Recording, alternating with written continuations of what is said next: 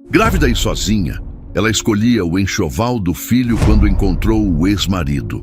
Com a nova namorada e o que aconteceu depois, ninguém esperava. A loja de enxoval era um santuário de tons pastéis e promessas sussurradas. O ar cheirava a talco e algodão novo, um perfume que acalmava a alma e embalava os sonhos de qualquer mãe. Isabela Andrade, com a mão repousando sobre a curva proeminente de sua barriga de 5 meses, sentia uma paz frágil enquanto seus dedos deslizavam por um cabide de macacões minúsculos. Cada peça era uma pequena declaração de amor ao menino que crescia dentro dela, um universo inteiro que ela estava construindo sozinha. O azul bebê parecia sereno demais, o azul marinho sério demais. Ela estava imersa nesse dilema trivial, um momento de pura e simples expectativa, quando o mundo ao seu redor se estilhaçou. Um riso familiar, um som que um dia fora a trilha sonora de sua felicidade, cortou o silêncio da loja. Ela se virou lentamente, o coração já martelando um aviso prévio contra suas costelas, e lá estava ele. Henrique Vasconcelos, seu ex-marido, o arquiteto de sua solidão. Ele não estava sozinho. Ao seu lado, com a mão dele possessivamente pousada na cintura fina, estava Camila Ferraz. Alta, impecavelmente vestida, num blazer branco que gritava poder e sofisticação, ela era a antítese de tudo o que Isabela se sentia naquele momento.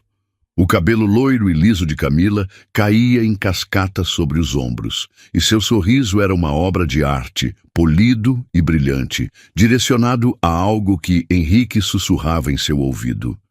Pareciam um casal de editorial de revista, perfeitos, inatingíveis, completamente alheios ao cataclismo emocional que haviam acabado de detonar a poucos metros de distância. Isabela congelou, o macacão azul celeste esquecido em sua mão. Um desejo desesperado de se fundir com as prateleiras, de desaparecer atrás de uma pilha de fraldas, a dominou. Mas seu corpo se recusava a obedecer.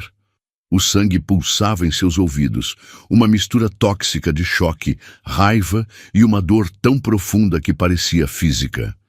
A verdade era um veneno lento. Henrique a deixara há 3 meses, logo depois que a alegria da gravidez fora revelada. A desculpa fora vaga, um clichê covarde sobre precisar de espaço, se reencontrar. Aparentemente ele havia se reencontrado nos braços de outra pessoa. E agora, o destino, com sua ironia cruel, os colocava no mesmo corredor, o corredor de bebês. A ficha caiu com a força de uma bigorna. Eles não estavam ali por acaso. Estavam comprando artigos de bebê. A mente de Isabela entrou em curto-circuito, incapaz de processar a avalanche de perguntas que açoitavam seu coração. Camila também estava grávida. Ele a havia substituído de forma tão completa, tão rápida, que até mesmo a experiência de esperar um filho estava sendo replicada com outra mulher. O carrinho de compras se tornou seu único ponto de apoio, a alça de metal fria contra seus dedos trêmulos. O mundo girou, as cores suaves da loja se transformando em um borrão indistinto. Ela queria gritar, chorar, desmoronar ali mesmo, no chão de linóleo polido, mas não fez nada disso. Uma força que ela não sabia que possuía a manteve de pé, observando. Foi Camila quem a notou primeiro.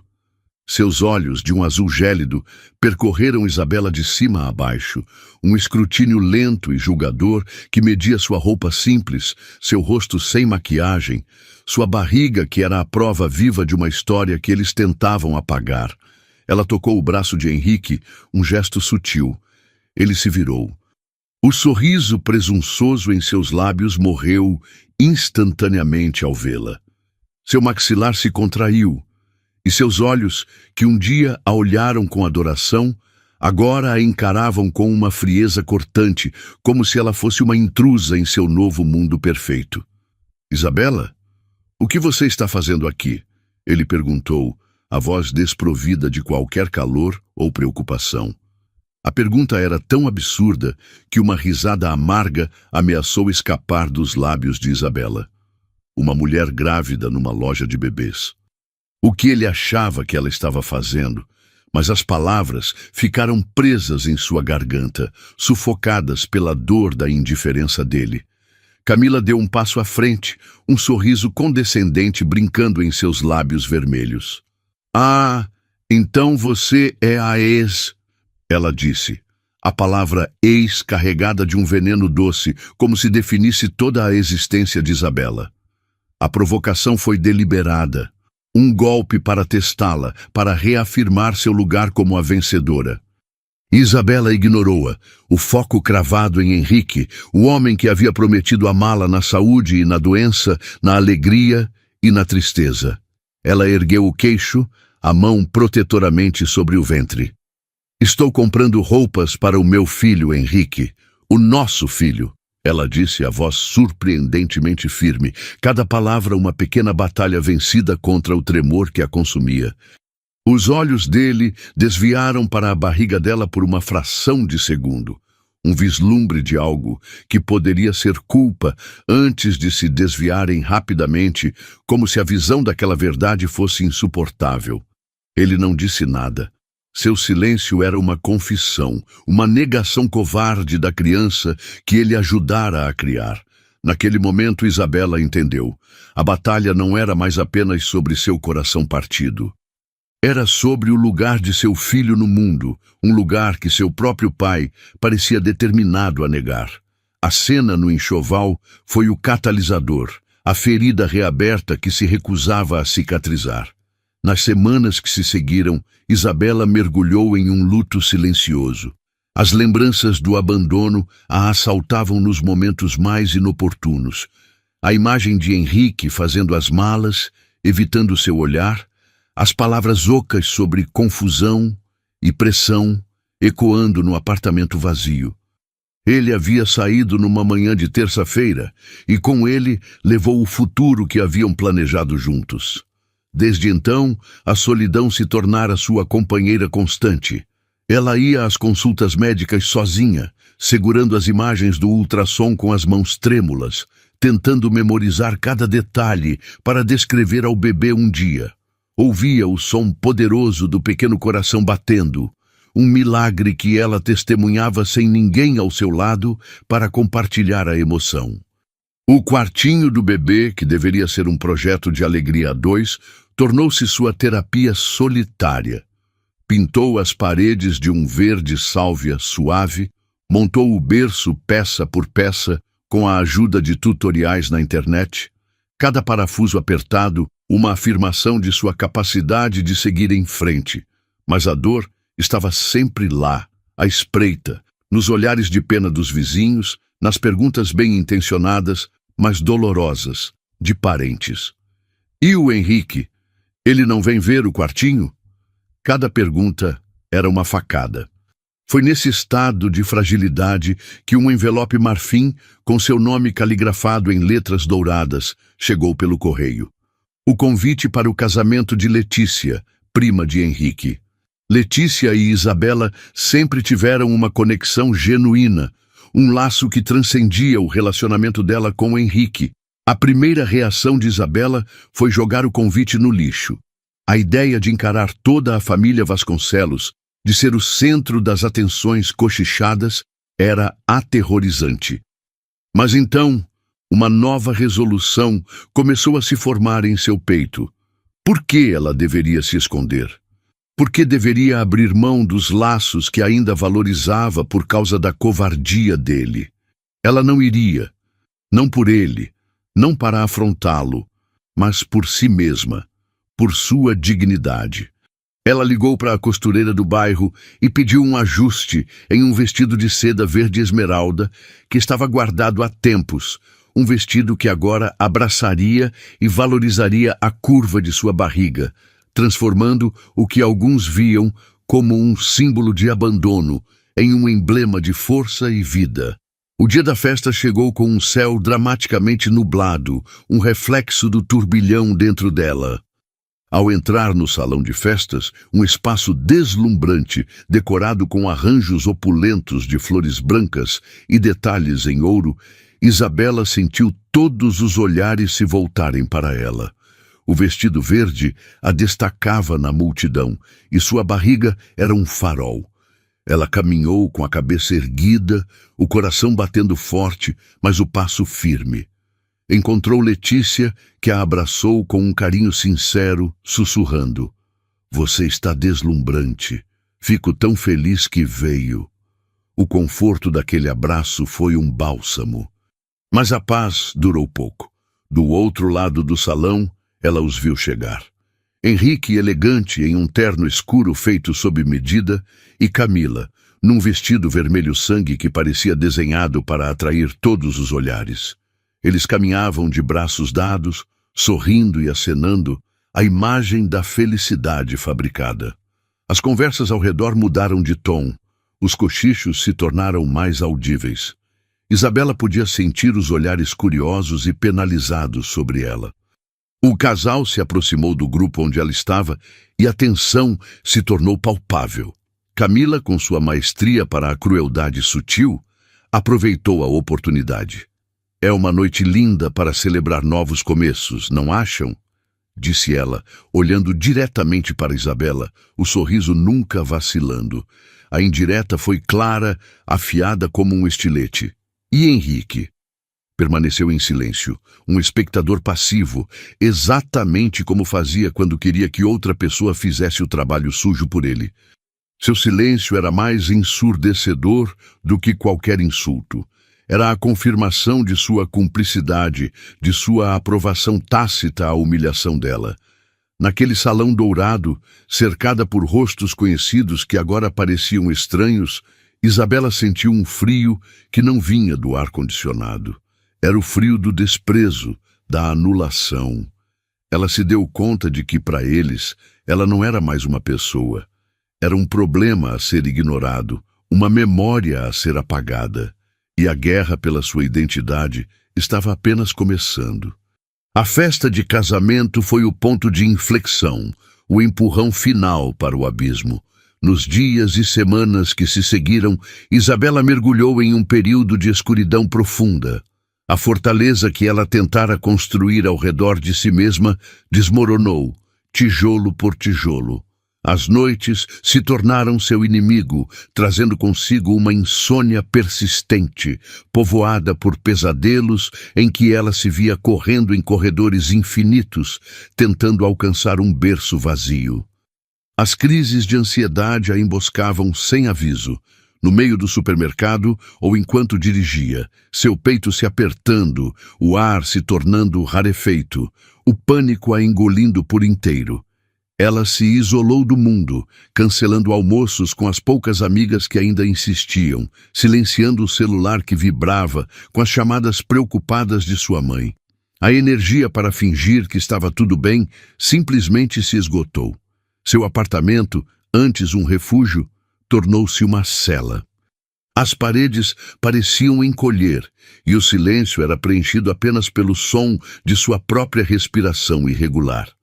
Foi nesse período que ela começou a escrever cartas para o bebê. Em um caderno de capa dura, ela despejava tudo o que não conseguia dizer em voz alta. Eram confissões cruas, cheias de medo e amor. "Meu filho", escreveu ela uma noite, as lágrimas manchando a tinta. "Me perdoe se às vezes a mamãe parece triste. É que o mundo aqui fora é complicado. Mas quero que saiba, desde já, que você é a coisa mais amada e desejada que já me aconteceu. E eu juro que vou ser o suficiente para nós dois." Escrever tornou-se seu único ato de resistência, uma forma de se conectar com o futuro, de se lembrar do motivo pelo qual precisava continuar lutando. Mesmo assim, a dúvida a corroía. O que Henrique e Camila haviam feito não era apenas um ato de traição, era um ato de anulação. Eles a estavam substituindo, não apenas como esposa, mas em sua mente aterrorizada, como se Camila pudesse de alguma forma usurpar seu lugar de mãe. A ideia era irracional, Mas a dor não obedece à lógica. Foi em uma tarde cinzenta e chuvosa, quando o céu de São Paulo parecia chorar com ela, que uma batida firme e inesperada soou em sua porta. Hesitante, ela se arrastou do sofá, o coração acelerado de apreensão. Ao abrir a porta, deparou-se com um rosto do passado. Rafael Monteiro, ex-sócio e um dia amigo de Henrique. Ele estava encharcado, o cabelo escuro grudado na testa, e seus olhos carregavam um peso que Isabela reconheceu como culpa. Isabela, me desculpe aparecer assim, disse ele a voz baixa e grave, mas há coisas que você precisa saber, coisas que o Henrique fez e está planejando fazer. Ela o deixou entrar, o corpo tenso de desconfiança e medo. Rafael não rodeou. Sentado na beirada do sofá, ele desfiou a verdade brutal. Henrique não a deixara apenas por Camila. Ele estava afundado em dívidas e acusações de fraude na empresa que tinham juntos. Rafael o confrontara, e Henrique, em vez de assumir a responsabilidade, escolheu fugir, usando o novo relacionamento com a filha de um investidor poderoso como sua rota de fuga e salvação financeira. Mas a revelação mais devastadora ainda estava por vir. Não é só isso, Isabela, continuou Rafael, a voz carregada de urgência. Ele não quer apenas se livrar do passado, ele quer roubar o seu futuro. Rafael então revelou o plano monstruoso. Henrique, com a ajuda de Camila e de advogados inescrupulosos, estava montando um dossiê para declará-la emocionalmente instável e, com base nisso, pleitear a guarda exclusiva do bebê assim que ele nascesse. Ele estava usando a depressão dela, o isolamento dela, consequências diretas de seu abandono, como arma contra ela. Rafael tirou do bolso de seu paletó um pendrive. Aqui estão as provas, trocas de e-mail entre ele e os advogados, conversas com Camila, onde ela já fala em assumir a criação da criança para dar a ela um ambiente estável.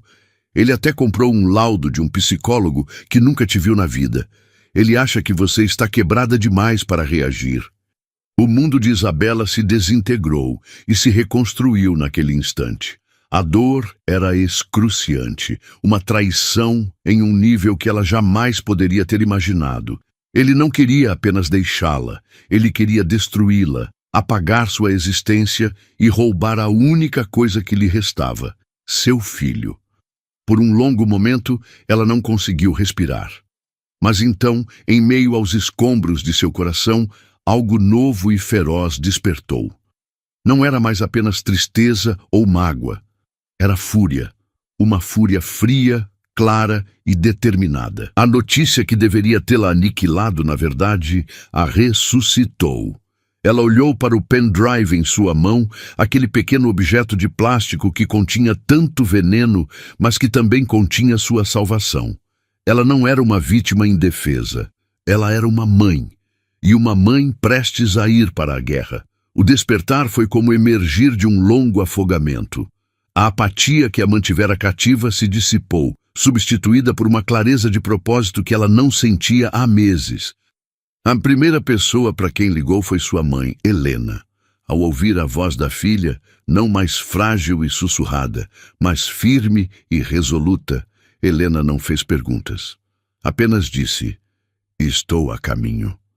Helena chegou em menos de uma hora, trazendo consigo não apenas uma sacola de compras com pães quentes e frutas frescas, mas também a força tranquila e inabalável que sempre a caracterizara. Ela não ofereceu palavras de pena ou conselhos fáceis. Em vez disso, sentou-se ao lado de Isabela na mesa da cozinha, segurou sua mão e disse, "O que nós vamos fazer primeiro?" O uso do nós foi a âncora que Isabela precisava. Ela não estava mais sozinha. Juntas, mãe e filha traçaram um plano de batalha. A primeira etapa foi encontrar a representação legal certa. Não um advogado qualquer, mas alguém que entendesse a guerra psicológica que estava sendo travada. O nome que surgiu foi o da Dr. Lara Nogueira, uma advogada renomada em direito de família, conhecida por sua abordagem implacável e sua defesa apaixonada de mulheres em situações de vulnerabilidade.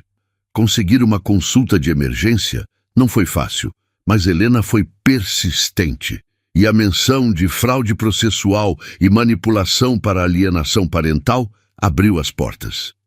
O escritório da doutora Nogueira era moderno e sóbrio, um ambiente que exalava competência. A advogada, uma mulher de cabelos curtos e grisalhos e olhos penetrantes, ouviu o relato de Isabela sem interromper. Seu rosto, uma máscara de concentração. Isabela entregou o pendrive que Rafael lhe dera. Enquanto a advogada conectava o dispositivo ao seu computador e analisava os arquivos, o silêncio na sala era denso. Isabela observou as microexpressões no rosto de Lara Nogueira, um leve arquear de sobrancelhas, um aperto sutil dos lábios. Finalmente, a advogada se recostou na cadeira, tirou os óculos e olhou para Isabela. Isso não é apenas uma disputa de guarda, Isabela. Isso é uma tentativa de assassinato de caráter. É cruel, premeditado e, felizmente para nós, grosseiramente documentado. Pela primeira vez em meses, Isabela sentiu uma onda de esperança. O que eles não contavam, continuou a doutora Nogueira, é que você teria acesso a isso. Eles subestimaram você. Acharam que você estaria tão devastada que aceitaria qualquer migalha. Esse é o erro clássico dos arrogantes. A partir daquele dia, a vida de Isabela ganhou um novo ritmo. Sob a orientação de Lara, ela começou a construir sua contraofensiva. O dossiê que Henrique estava montando contra ela seria eclipsado pelo dossiê que elas montariam contra ele. Cada passo era meticulosamente planejado. Isabela passou por uma avaliação psicológica completa, com uma perita indicada pela advogada, uma profissional que documentou não apenas sua angústia, mas também sua resiliência e sua profunda conexão com a gravidez. Ela reuniu testemunhas. A prima Letícia, que podia atestar a natureza do relacionamento e o carinho que sempre existiu. Vizinhos que haviam cuidando de si mesma e do apartamento. E até mesmo a costureira que ajustou seu vestido. Uma prova sutil de que ela não estava se escondendo do mundo. Cada atestado médico, cada recibo da loja de enxoval, cada mensagem trocada com a mãe se tornou uma peça da armadura que estavam forjando. O pendrive de Rafael era a espada. Enquanto a batalha legal tomava forma nos bastidores, Isabela travava outra, mais íntima, a de reconstruir a si mesma. Com o apoio de Helena, ela voltou a cuidar de sua saúde, fazendo caminhadas leves no parque, praticando yoga para gestantes. Redecorou o quartinho de Benício, o nome que escolhera, que significava abençoado, não mais com um sentimento de desafio, mas com pura alegria. Cada detalhe, do móvel de estrelas ao tapete macio, era uma celebração da vida que estava por vir, uma vida que ela protegeria com unhas e dentes. Ela olhava para sua imagem no espelho e não via mais a mulher abandonada. Via uma guerreira. A barriga proeminente não era mais um lembrete da traição, mas seu escudo, o centro de sua força. Ela estava lutando não apenas por si mesma, mas por ele. E essa percepção lhe dava um poder que Henrique jamais poderia compreender. A audiência foi marcada. A estratégia de Lara Nogueira era ousada. Em vez de esperar pelo ataque de Henrique, elas iriam se antecipar, pedindo uma medida protetiva e a guarda unilateral provisória com base nas provas de manipulação. Elas entrariam no tribunal não como réis, mas como autoras da ação. Na véspera da audiência, a ansiedade tentou se instalar, mas Isabela a combateu com uma calma recém-descoberta. Ela passou a noite lendo para Benício, a voz suave preenchendo o silêncio do apartamento, a mão sobre o ventre sentindo os movimentos suaves de seu filho, como se ele estivesse lhe dizendo que estava ali com ela. Naquela noite, ela entendeu que a vitória no tribunal seria importante, mas a verdadeira vitória já estava acontecendo dentro dela. Ela havia se reencontrado não nos braços de outra pessoa, mas em sua própria força. O dia no tribunal foi um borrão de tensão e adrenalina. O fórum, com seus corredores frios e ecoantes, era um cenário intimidante. Isabela viu Henrique e Camila do outro lado do corredor. Ele parecia pálido, a arrogância usual substituída por uma apreensão mal disfarçada. Camila, ao seu lado, mantinha uma fachada de confiança, mas seus olhos disparavam nervosamente para todos os lados. Eles pareciam menores, menos poderosos, sob a luz fria e impessoal da justiça. Quando entraram na sala de audiências, um espaço pequeno e abafado, o ar ficou pesado.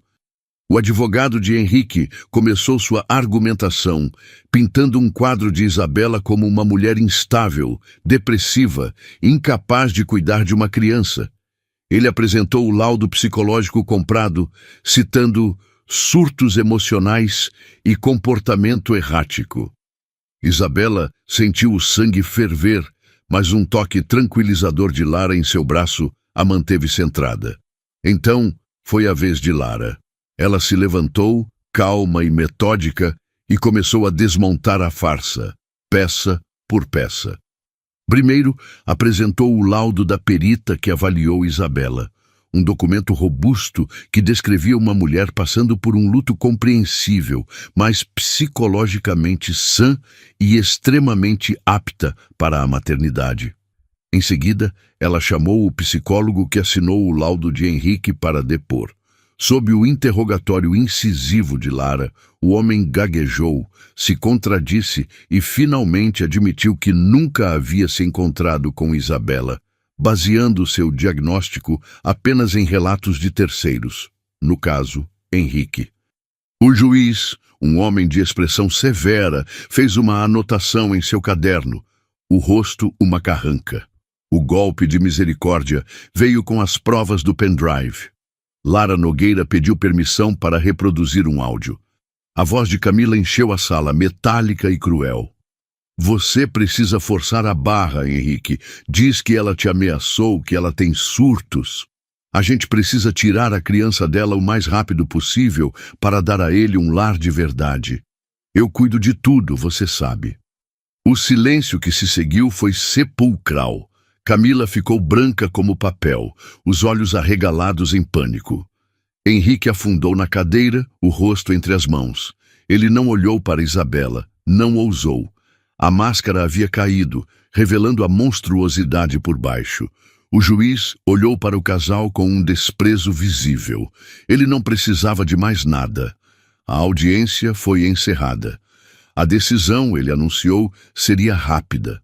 Ao saírem da sala, Henrique passou por Isabela, um homem derrotado. O silêncio dele, que antes era uma arma de humilhação, agora era o som de sua capitulação. Isabela não sentiu triunfo, nem mesmo ódio. Sentiu apenas o alívio profundo e exausto de quem sobreviveu a uma longa e terrível guerra. A decisão do juiz saiu no final da tarde. Foi mais do que Lara Nogueira esperava. Guarda unilateral concedida a Isabela, com uma pensão alimentícia justa fixada. Todas as alegações de Henrique foram desconsideradas e classificadas como litigância de má-fé. E, para completar, o juiz determinou a abertura de uma investigação criminal contra Henrique por fraude processual e contra o psicólogo por falsidade ideológica. A vitória era total, esmagadora. Isabela chorou no carro, no caminho para casa, um choro que não era de tristeza, mas de libertação. Era o fim de um capítulo e o começo de tudo. Meses depois, numa noite de primavera, a bolsa de Isabela estourou. O parto foi longo, desafiador, mas ela não estava sozinha. Sua mãe, Helena, segurou sua mão durante todo o processo, uma presença constante e calmante. E às 3h17 da manhã, Benício veio ao mundo, com um choro forte e pulmões saudáveis. Quando a enfermeira o colocou em seus braços, o mundo exterior desapareceu. Havia apenas o calor daquele corpinho pequeno contra o seu, o cheiro de vida nova, os olhos minúsculos que se abriram para encontrar os seus. Era um amor tão avassalador, tão puro, que curou todas as feridas restantes. Naquele quarto de hospital, segurando seu filho, Isabela soube que tudo o que passara valera a pena. Henrique nunca apareceu. Sua ausência, que um dia a teria devastado, agora era um presente. Benício teria um começo de vida livre de toxicidade, cercado apenas de amor. A vida se assentou em uma nova e feliz rotina. As noites mal dormidas, as trocas de fraldas, as canções de ninar sussurradas no escuro. Cada momento era precioso. Isabela encontrou uma força que não sabia possuir, uma paciência infinita, uma alegria que brotava das coisas mais simples. O primeiro sorriso de Benício, o jeito como seus dedinhos se agarravam aos dela. Um dia, enquanto organizava alguns papéis, encontrou o caderno onde escrevera as cartas para o filho durante seus dias mais sombrios. Ela o leu, não com dor, mas com uma nova perspectiva. Viu a jornada de uma mulher que fora quebrada e que sozinha juntou seus próprios cacos e se reconstruiu mais forte. E foi então que a ideia surgiu. Ela não podia guardar aquela experiência só para si. Havia outras mulheres por aí, sentindo-se invisíveis, quebradas, silenciadas. Ela precisava alcançá-las. Com a ajuda de algumas amigas e o apoio de um centro comunitário local, ela criou um grupo de apoio. O nome era simples e poderoso: Forjadas pelo Fogo. O primeiro encontro teve apenas 5 mulheres, todas com histórias de dor, traição e manipulação. Sentadas em círculo, elas compartilharam suas experiências, muitas pela primeira vez. Isabela contou sua própria história, sem filtros, sem vergonha. Falou do enxoval, do casamento, do tribunal, mas acima de tudo, falou do renascimento. Eles tentaram nos apagar, disse ela, olhando nos olhos de cada uma. Mas não conseguiram, porque o que eles não entendem é que não se apaga uma mulher. Quando tentam, ela não desaparece. Ela é forjada. O fogo não nos consumiu. Ele nos temperou. Naquele momento, vendo as lágrimas de reconhecimento e os sorrisos de esperança ao seu redor, Isabela entendeu seu verdadeiro propósito. A vitória contra Henrique não foi o fim da história, foi o começo de sua missão. Ela construíra uma nova vida, não sobre as cinzas da antiga, mas a partir do metal fortalecido que emergira das chamas. Uma vida forte, livre e finalmente luminosa. A notícia sobre o grupo Forjadas pelo Fogo se espalhou organicamente, de boca em boca, em fóruns online e sussurros de encorajamento. O que começou com 5 mulheres em uma sala emprestada, em poucos meses se transformou em uma comunidade vibrante.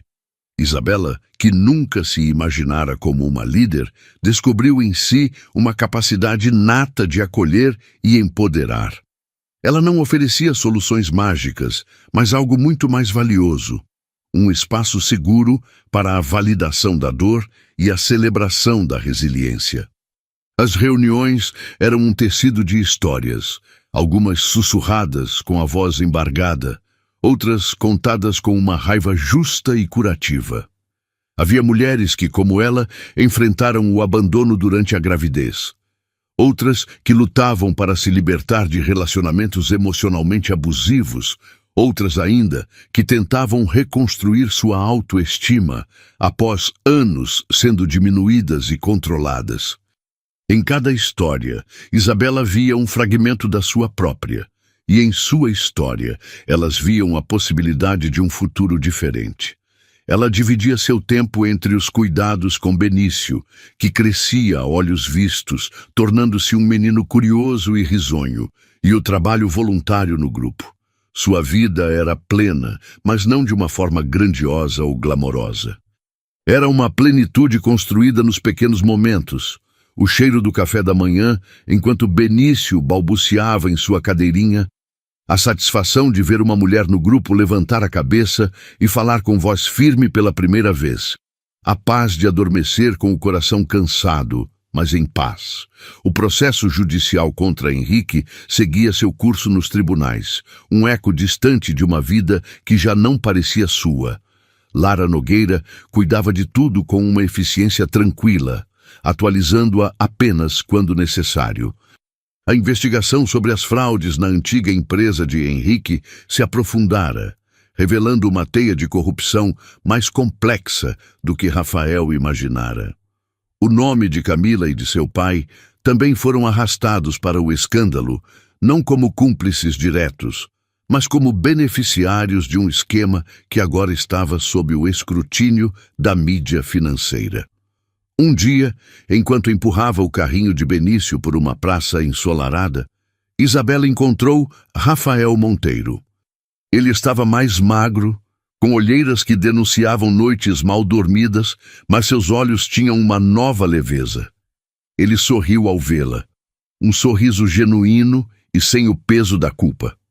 Ele está enorme, disse, apontando para Benício, que tentava alcançar uma folha que caíra em seu colo. Ele é meu mundo, respondeu Isabela, a simplicidade da frase carregando todo o peso de sua jornada. Eles caminharam em silêncio por um tempo, o som das rodinhas do carrinho no cascalho sendo a única trilha sonora. Eu queria te agradecer de novo, Rafael. Você não precisava ter feito o que fez. Você arriscou muito. Ele deu de ombros, o olhar perdido no horizonte. Eu precisava. Por anos, eu vi o Henrique manipular pessoas, usar seu charme para conseguir o que queria, sempre deixando um rastro de danos que ele nunca olhava para trás para ver. Eu fui conivente com meu silêncio. O que ele fez com você foi a gota d'água. Eu não podia mais ser o amigo leal de um homem sem honra. Era uma questão de salvar a mim mesmo também. A conversa os levou a um café próximo. Enquanto Benício dormia serenamente no carrinho, Rafael contou sobre as consequências de sua decisão. Ele havia rompido completamente com o círculo social que compartilhava com Henrique, enfrentado a desconfiança de antigos parceiros de negócios. Mas, no processo, havia redescoberto seus próprios valores. Ele estava recomeçando com uma empresa menor, mais ética e uma paz de espírito que o dinheiro não podia comprar. E você? Ele perguntou genuinamente curioso. Você parece diferente, não apenas bem, você parece forte. Isabela sorriu. Eu sou forte. Eu só não sabia disso. Acho que precisei que alguém tentasse me destruir para eu descobrir do que sou feita. Naquela tarde, uma nova amizade se solidificou. Uma amizade nascida não de conveniência ou de histórias compartilhadas de festas e jantares, mas de uma crise que revelou o verdadeiro caráter de ambos. A vida, no entanto, tem uma maneira de trazer o passado de volta quando menos se espera. Algumas semanas depois, Isabela recebeu uma ligação de um número desconhecido. Era Letícia, a prima de Henrique. Sua voz estava tensa, hesitante. Isa, eu sei que não tenho o direito de te pedir nada, mas... Minha tia, a mãe do Henrique, ela não está bem. Desde que tudo isso veio à tona, a saúde dela piorou muito. Ela pergunta por você. Ela sempre gostou muito de você. Isabela sentiu um nó no estômago. Sônia, sua ex-sogra, sempre fora uma mulher gentil, embora um tanto passiva diante da personalidade dominadora do filho. Ela se viu em um dilema. Visitar Sônia significaria reabrir uma porta para a família que tanto a machucara. Mas ignorar o pedido de uma mulher doente parecia cruel. Após conversar com sua mãe, que sabiamente lhe disse: faça o que seu coração mandar, não o que a mágoa dita, Isabela tomou uma decisão. Ela foi ao hospital no dia seguinte, sem Benício. Encontrou Sônia em um quarto particular, pálida e frágil, ligada a monitores que apitavam suavemente. Ao ver Isabela, os olhos da mulher mais velha se encheram de lágrimas. Eu sabia que você viria, sussurrou ela, a voz fraca. Você sempre foi a única com um coração bom de verdade naquela família. Isabela sentou-se ao lado da cama, segurando a mão fria de Sônia. Elas não falaram sobre Henrique, nem sobre o processo, nem sobre Camila. Falaram sobre coisas simples, sobre o jardim de rosas que Sônia tanto amava, sobre a cor dos olhos de Benício. Mas antes de Isabela ir embora, Sônia assegurou com uma força surpreendente. Ele não era assim, sabe? Ou talvez ele sempre tenha sido e eu não quis ver. Eu o mimei, eu o protegi demais. Eu falhei com ele e por isso ele falhou com você. Me perdoe, minha filha, me perdoe pela dor que meu filho te causou. As lágrimas de Sônia eram de um arrependimento profundo, a dor de uma mãe que reconhecia sua parte na criação do monstro. Isabela a abraçou, e naquele abraço ela não perdoou Henrique, mas libertou a si mesma do último resquício de raiva que ainda guardava por aquela família. Ela saiu do hospital sentindo-se mais leve, como se tivesse finalmente cortado a última âncora que a prendia ao passado. Enquanto isso, o império de Henrique desmoronava publicamente. As notícias sobre as fraudes se tornaram um escândalo nacional, manchando irremediavelmente o nome da família Vasconcelos. O pai de Camila, para salvar a própria pele, emitiu uma nota oficial cortando todos os laços profissionais e pessoais com Henrique, afirmando ter sido enganado pela confiança depositada em um futuro membro da família. O noivado, que nunca fora oficializado com um anel, mas sim com aparições em colunas sociais, foi desfeito em um sussurro de humilhação. Camila desapareceu dos holofotes. Sua imagem de mulher poderosa e vitoriosa, substituída pela de uma socialite tola que fora usada e descartada. Boatos diziam que ela havia se mudado para o exterior, buscando o anonimato que um dia desprezara. O julgamento final de Henrique foi marcado, não o de família, que já estava resolvido, mas o criminal. Isabela foi chamada como testemunha, não da fraude em si, mas do padrão de comportamento manipulador dele. Seu depoimento, entregue com uma calma e clareza que impressionaram o tribunal, foi a peça final que conectou a desonestidade financeira à sua desonestidade moral. Ela não o acusou com raiva, ela simplesmente apresentou os fatos, a cronologia de como ele tentou usar o sistema legal para silenciá-la e roubar seu filho. Foi devastador em sua simplicidade. Henrique, sentado no banco dos réus, parecia uma sombra do homem que um dia fora. O terno caro não conseguia esconder o quão encolhido ele estava, o brilho de seus olhos substituído por um medo opaco. Ele foi condenado a anos de prisão, uma sentença que incluía não apenas os crimes financeiros, mas também a fraude processual contra ela. A justiça, lenta e por vezes tortuosa, havia finalmente prevalecido. Na noite em que a sentença foi anunciada, Isabela não comemorou. Ela colocou Benício para dormir, sentou-se na poltrona do quarto dele e observou a chuva fina cair lá fora. Não sentia alegria pela queda de Henrique, mas um alívio profundo e solene. Era o fim. O ponto final de uma história que a havia levado ao inferno e de volta. Ela pensou em todas as mulheres do Forjadas pelo Fogo, em suas próprias batalhas, em suas próprias vitórias silenciosas. A história dela era apenas uma entre muitas, mas agora ela tinha uma plataforma para transformar sua dor em um farol. Ela pegou seu notebook e começou a escrever, não uma carta para seu filho, mas um esboço de um projeto maior, um livro, uma organização, um movimento. Ela não sabia exatamente o que seria, mas sabia que sua voz, a voz que Henrique tentara calar, estava apenas começando a ser ouvida.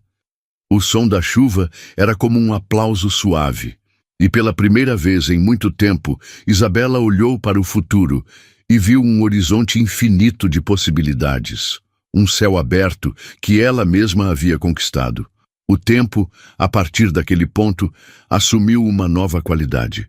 Deixou de ser um inimigo a ser suportado e se tornou um aliado, um artesão que tecia os dias de Isabela e Benício com fios de normalidade e alegria. A vida se desdobrou em uma tapeçaria de momentos preciosos. Os primeiros passos vacilantes de Benício pela sala, a mãozinha gorducha apontando para o cachorro do vizinho, a primeira palavra, mamã, dita com uma clareza que fez o coração de Isabela transbordar. Cada marco do desenvolvimento de seu filho era uma vitória pessoal, uma prova viva de que o amor e a estabilidade que ela se esforçara tanto para construir estavam florescendo. O apartamento, antes um cenário de solidão e medo, agora ecoava com risadas infantis e o som de blocos de montar caindo no chão. Era o som da vida em seu estado mais puro e barulhento. O grupo, Forjadas pelo Fogo, também crescia e evoluía. Isabela, com a ajuda de outras mulheres que se tornaram pilares da comunidade, começou a organizar workshops práticos, noções de direito de família com advogadas voluntárias, aulas de educação financeira para mulheres que precisavam reconquistar sua independência, sessões de terapia em grupo com psicólogas parceiras.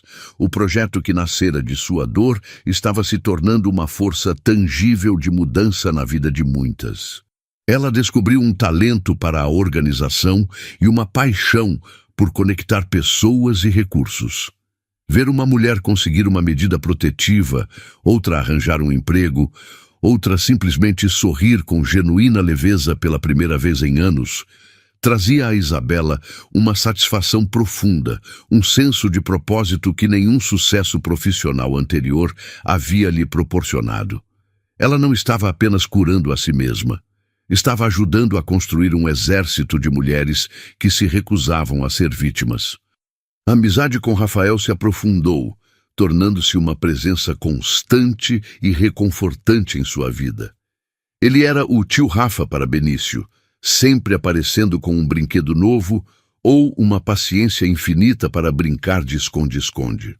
Para Isabela, ele era um confidente, alguém com quem ela podia falar abertamente sobre os desafios de ser mãe solteira e as alegrias de ver seu projeto crescer. Não havia romance entre eles, mas algo talvez mais raro e precioso, um respeito mútuo e um carinho genuíno, forjados na honestidade e na superação de uma crise compartilhada. Ele a incentivava a levar o Forjadas pelo Fogo para o próximo nível, a buscar financiamento, a formalizar a organização. O que você criou, Isa, é maior do que você imagina. Isso precisa alcançar mais gente. A ideia do livro, que nascera em uma noite chuvosa, começou a tomar forma. Isabela passava as madrugadas, depois que Benício adormecia, escrevendo. Não era uma autobiografia para expor suas feridas, mas um guia, um manifesto. Ela entrelaçava sua história com as de outras mulheres do grupo, de forma anônima e com permissão, criando um mosaico de experiências que ilustrava as táticas de manipulação emocional, os desafios do sistema judiciário e, o mais importante, os caminhos para a reconstrução. A escrita era um processo catártico e exigente. Reviver certos momentos era doloroso, mas agora ela o fazia de uma posição de poder, analisando os acontecimentos com a distância da sobrevivente, não com a angústia da vítima. O título que ela escolheu foi Eu, Forjada, do Silêncio à Sentença. Um dia, enquanto pesquisava editoras, ela se deparou com o nome de uma editora-chefe em uma pequena, mas respeitada casa editorial focada em vozes femininas e não ficção de impacto. O nome era familiar, Beatriz Alencar. Era uma antiga colega de faculdade, alguém com quem ela não falava há anos, mas de quem sempre admirara a inteligência e a determinação. Com um misto de nervosismo e audácia, Isabela enviou um e-mail, anexando os 3 primeiros capítulos de seu manuscrito. Oi, Bia. Você talvez não se lembre de mim, mas estudamos juntas. Muita coisa aconteceu desde então. Acho que escrevi um livro que talvez interesse a você. A resposta veio em menos de 24 horas. Isabela, claro que me lembro de você. Li o que você mandou em uma só sentada. Estou sem palavras. Precisamos conversar. Urgente. O encontro com Beatriz foi um turbilhão. A editora não apenas amou o que leu, mas viu o potencial para algo muito maior. Isso não é só um livro, Isabela. É um movimento. Sua voz é autêntica, sua história é poderosa, e a forma como você a transforma em uma ferramenta para outras mulheres é brilhante. Nós não vamos apenas publicar isso, nós vamos fazer barulho. O contrato foi assinado. O processo de edição foi intenso, mas colaborativo. Beatriz ajudou Isabela a refinar sua escrita, a organizar as histórias de forma ainda mais impactante, a transformar o manuscrito em uma obra polida e pronta para o mundo. Durante esse período, Isabela se sentiu como uma artista descobrindo um novo meio de expressão. A mulher que um dia fora silenciada, agora estava prestes a ter sua voz impressa e distribuída em livrarias por todo o país. Enquanto isso, o capítulo final da saga de Henrique se desenrolava na prisão. As notícias que chegavam eram esparsas, através de artigos de jornal ou comentários de Letícia, com quem Isabela ainda mantinha um contato esporádico. Aparentemente, a vida atrás das grades havia despido Henrique de toda a sua arrogância. Sem seu charme, seu dinheiro e suas conexões para manipular o ambiente, ele era apenas mais um número. Um homem que perdera tudo. Sua mãe, Sônia, faleceu alguns meses após sua condenação. Um golpe final que, segundo Letícia, o quebrou de uma forma que nem a prisão conseguira. Ele se recusava a receber visitas, isolando-se em um silêncio que, desta vez, não era uma arma, mas uma rendição. Isabela não sentia nada ao ouvir essas notícias. Nem pena, nem satisfação. Henrique se tornara uma figura irrelevante, um fantasma de um passado distante. Sua energia estava focada no presente vibrante e no futuro promissor. O lançamento do livro foi um evento que superou todas as expectativas de Isabela. A livraria estava lotada. Mulheres do Forjadas pelo Fogo, amigas, familiares, jornalistas e muitos rostos desconhecidos, mulheres que haviam lido sobre o livro e se sentiram representadas. Sua mãe, Helena, estava na primeira fila, os olhos brilhando de orgulho. Rafael estava ao lado dela, segurando um Benício um pouco impaciente, mas que sorria ao ver a mãe no pequeno palco. Quando Isabela se levantou para falar, uma onda de emoção a percorreu. Ela olhou para a multidão e não viu apenas leitores. Viu uma congregação de sobreviventes e aliadas.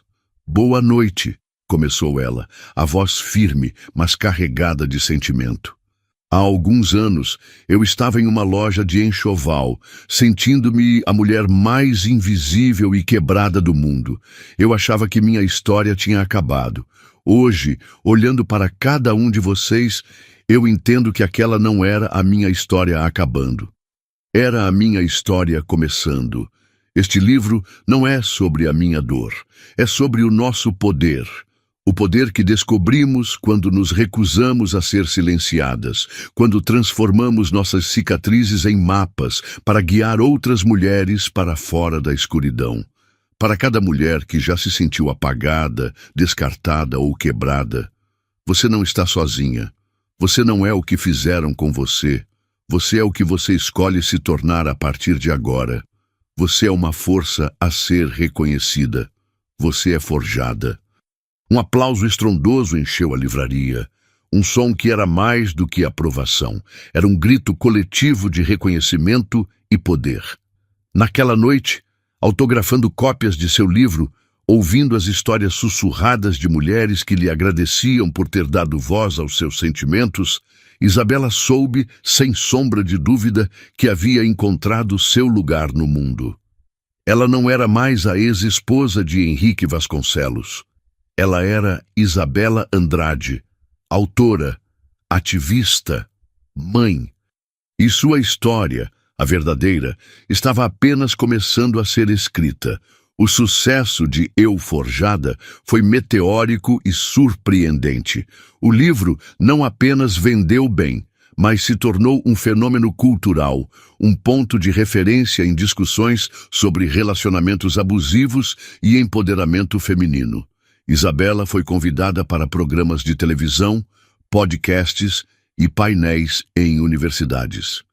No princípio, a exposição a deixou nervosa, mas ela rapidamente percebeu que cada entrevista era uma oportunidade de ampliar a mensagem do Forjadas pelo Fogo para um público que talvez nunca alcançasse de outra forma. Ela aprendeu a navegar nesse novo mundo com a mesma graça e firmeza que a guiavam em sua vida pessoal. Sua autenticidade era seu maior trunfo. Ela não falava com jargões de autoajuda, mas com a honestidade crua de quem viveu o que pregava. Com o avanço das vendas e o reconhecimento público, vieram os recursos financeiros. Pela primeira vez, Isabela tinha mais do que o suficiente para viver confortavelmente. A primeira coisa que fez foi comprar um apartamento maior, em um bairro arborizado, com um pequeno quintal para Benício brincar. Era um espaço que ela escolheu, pagou e decorou, um lar que não continha fantasmas, apenas a promessa de um futuro feliz. Em seguida, ela investiu a maior parte de seus ganhos na formalização do Forjadas pelo Fogo. Com a ajuda de Rafael, que ofereceu sua expertise em gestão, e de Lara Nogueira, que cuidou da parte jurídica, o grupo de apoio se transformou no Instituto Forjada. A organização agora tinha uma sede, uma equipe de profissionais contratados, psicólogas, assistentes sociais, advogadas e a capacidade de oferecer suporte gratuito e estruturado a centenas de mulheres.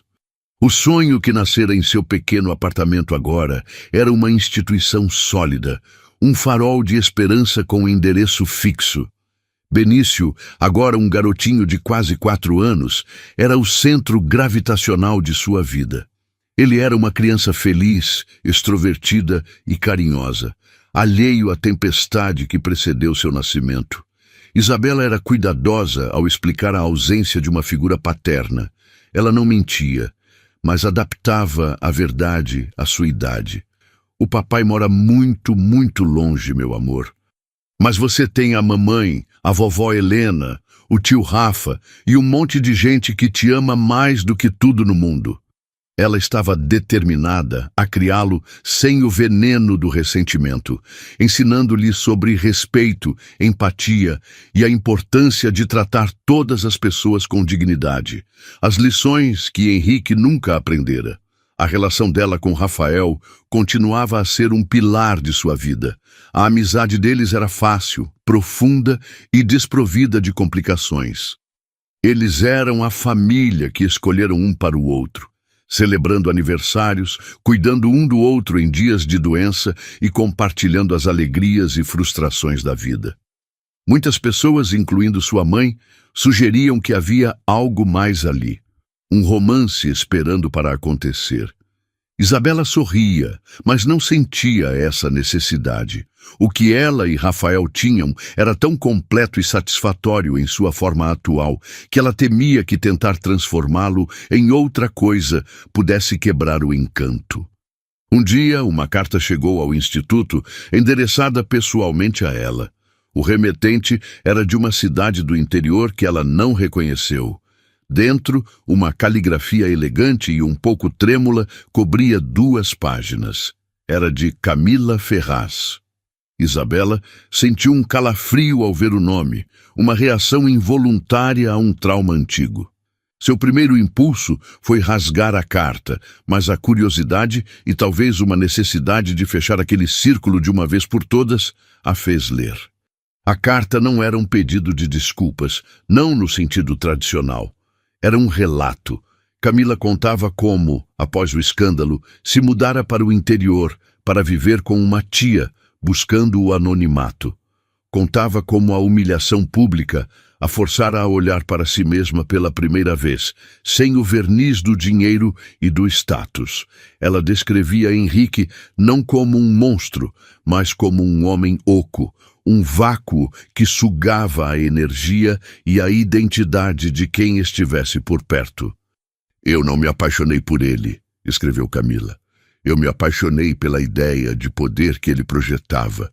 Eu queria vencer e você era o obstáculo. Eu não via você como uma pessoa, com sentimentos, com um filho. Eu via você como um problema a ser eliminado. E essa desumanização, eu percebo agora, é a raiz de toda a crueldade. No final da carta, ela dizia que havia lido o livro de Isabela. Sua história, contada por você, me fez enxergar a minha. Eu não peço seu perdão, pois não acho que o mereça. Mas escrevo para dizer que o que você fez, a forma como você se reergueu e usou sua voz, não mudou apenas a sua vida. Mudou a minha também. Obrigada. Isabela dobrou a carta lentamente, o coração batendo de forma estranha. Não sentiu compaixão nem raiva. Sentiu uma espécie de paz melancólica. Camila, a antagonista perfeita de sua história, também era, à sua maneira, uma vítima do mesmo sistema de poder e manipulação. Ela havia sido uma peça no jogo de Henrique, uma peça disposta e cruel, mas ainda assim uma peça. A carta era a prova final de que a onda de choque de sua decisão de lutar havia se estendido muito além de sua própria vida, criando ondulações em lugares que ela nunca imaginou. Ela guardou a carta, não como um troféu, mas como um lembrete da complexidade da natureza humana e da capacidade de transformação, mesmo nas circunstâncias mais sombrias. A vida continuou, com seus ritmos e suas surpresas. O Instituto Forjada recebeu um grande prêmio de direitos humanos, o que trouxe ainda mais visibilidade e financiamento. Isabela se tornou uma voz influente no cenário nacional, consultada para a elaboração de políticas públicas de proteção à mulher. Ela viajava pelo país dando palestras, mas sempre garantia que nunca ficaria longe de Benício por mais de 2 noites. Ele era seu norte, sua prioridade inegociável. Em uma dessas viagens, para uma conferência no Rio de Janeiro, ela reencontrou Beatriz Alencar, sua editora, que se tornara uma grande amiga. Elas jantaram em um restaurante com vista para o mar, celebrando o sucesso contínuo do livro e os novos projetos do Instituto. Sabe, Isa, disse Beatriz, mexendo em sua taça de vinho, às vezes eu me pergunto se você já pensou em si mesma, em ter um novo relacionamento, em se apaixonar de novo. Isabela sorriu, um sorriso genuíno. Eu me apaixono todos os dias, Bia. Eu me apaixono pelo sorriso do meu filho, pelo progresso de uma mulher no instituto, pela beleza de um dia de sol, o amor romântico. Ele não é mais o centro do meu universo. Por muito tempo, minha identidade foi definida por ser a esposa de alguém, depois a ex-esposa. Hoje, minha identidade é minha. Eu sou a Isabela. E estou tão feliz e completa sendo apenas eu, que a ideia de me fundir com outra pessoa parece desnecessária. Se um dia acontecer, ótimo.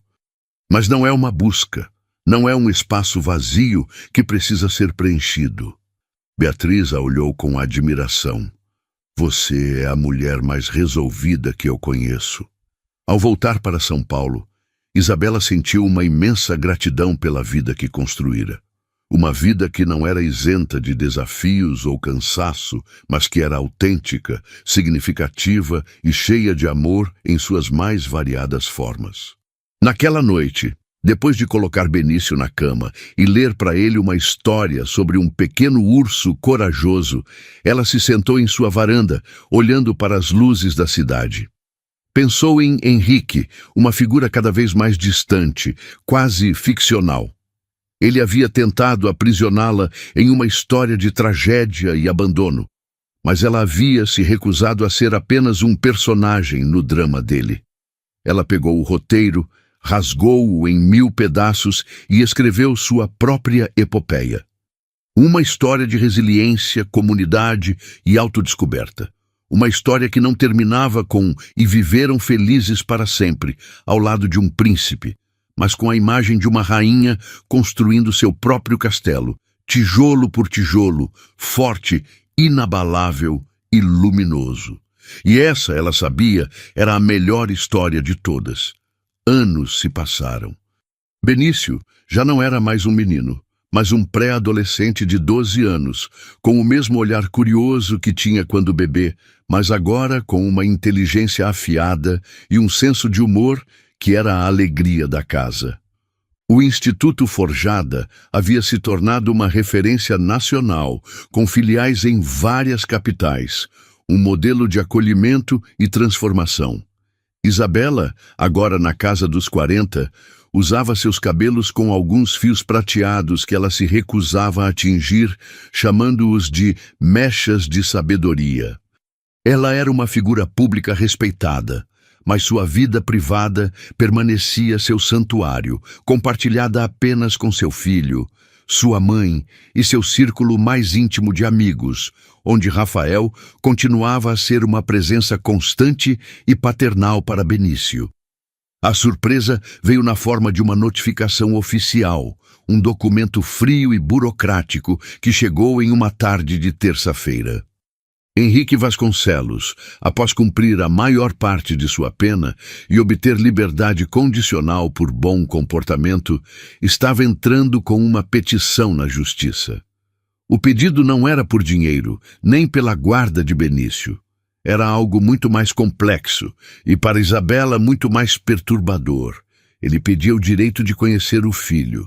A petição era redigida em um tom humilde, quase suplicante. Falava em arrependimento, em anos de reflexão na prisão, no direito fundamental de um pai conhecer seu filho e do filho conhecer sua origem biológica. Anexado, havia um laudo psicológico da prisão, descrevendo um homem transformado, consciente de seus erros e buscando uma forma de redenção. A notícia caiu como uma bomba no mundo cuidadosamente construído de Isabela. Sua primeira reação foi uma fúria visceral.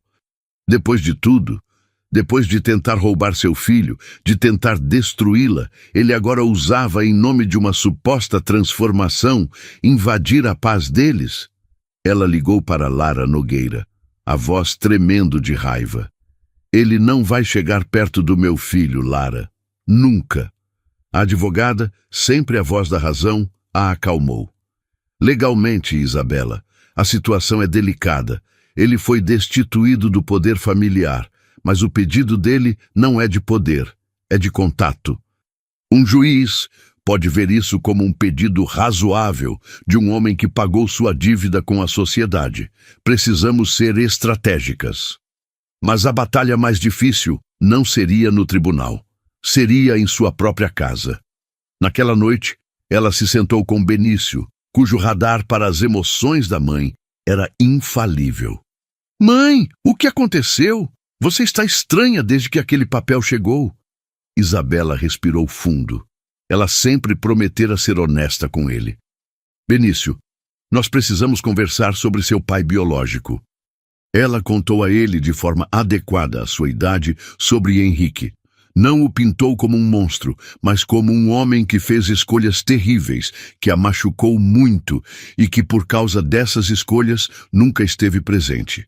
E então ela lhe contou sobre o pedido.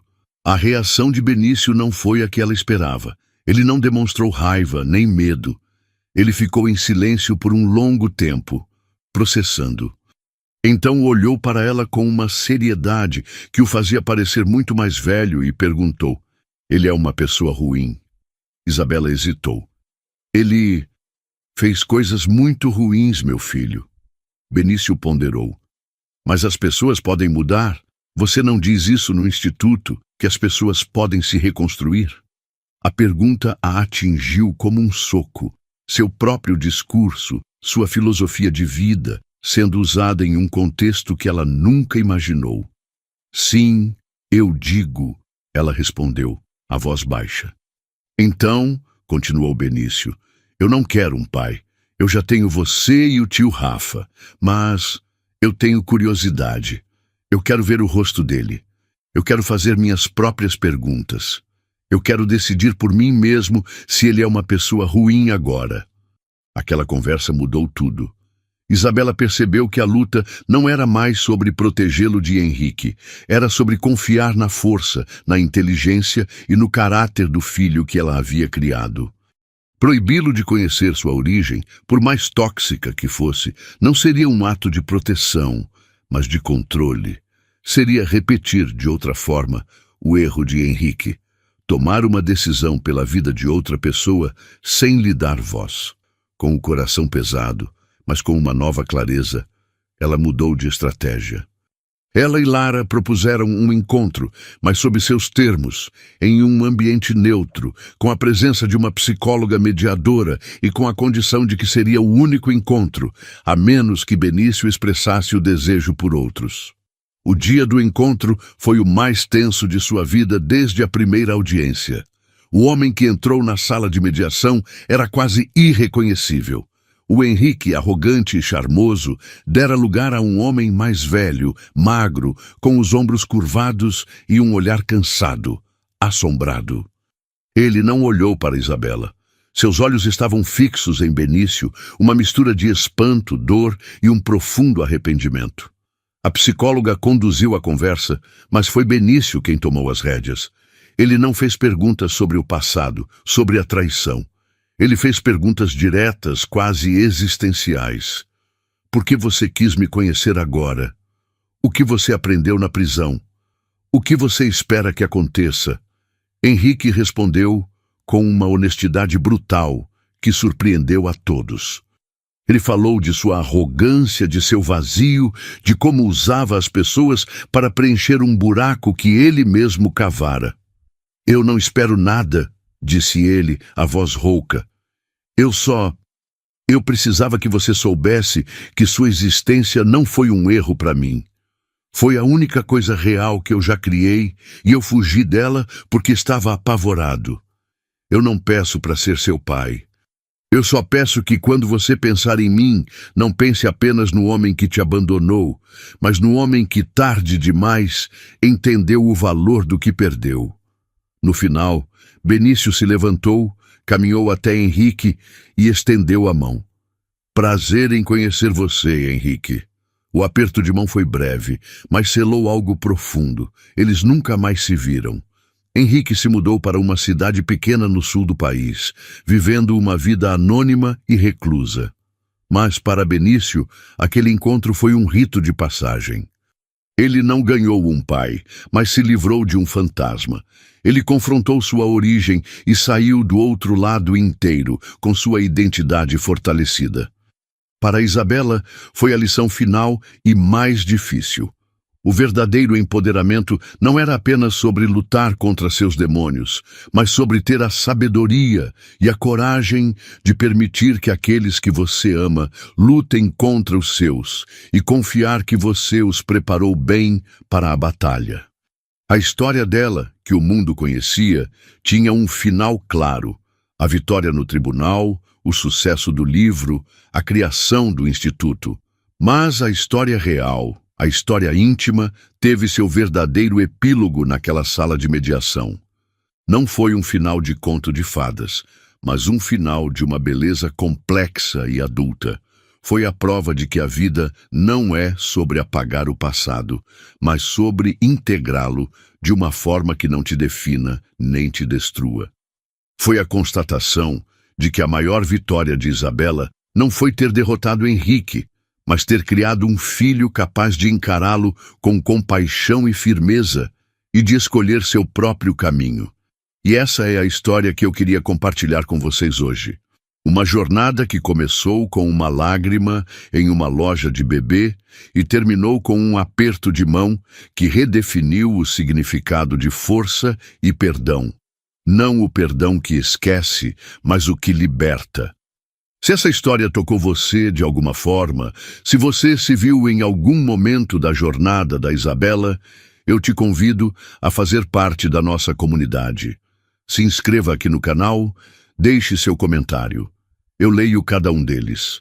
E me conta, de 0 a 10, que nota você dá para a força que a Isabela descobriu dentro dela? Obrigada por assistir e até o próximo vídeo.